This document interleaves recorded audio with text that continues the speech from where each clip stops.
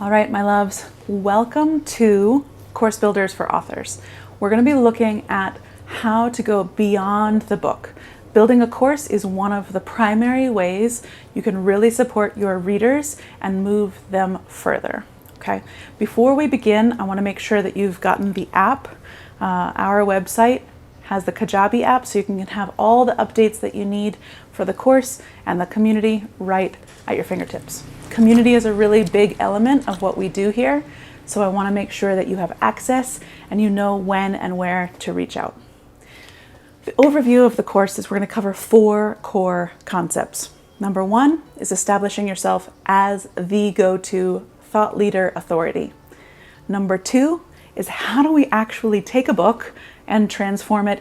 How do we shape it into a course? What's the difference between the book and the course? So we'll be playing in that space for number 2. Unit number 3 is all of the logistics and the setup. How do you navigate all the millions of decisions that are required to take your course from concept to actually being on a platform, sold, and in the hands of the people who need it? So that's unit 3.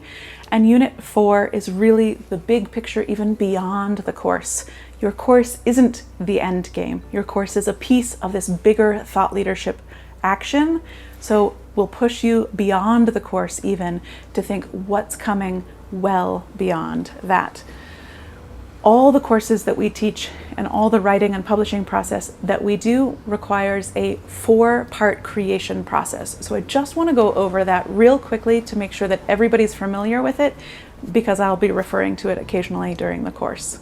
The 4-part creation process is dreaming, planning, executing, and revising.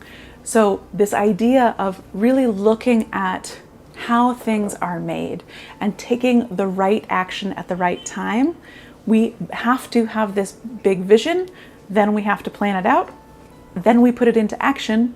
It does not have to be perfect. Please remember, it does not have to be perfect the first time, because the final part in this 4-part creation process is iteration. It's where we review, we revise, we see how we can shift it and make it a little bit better the next time. This circumvents the whole perfectionism mess.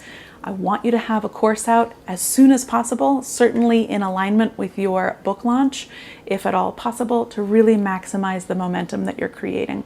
So rather than getting it perfect, let's get it out into the world, because this 4-part process allows for you to dream, plan, create, and then revise over and over and over again as a constant way of creating but improving without getting stuck into the perfectionist loop.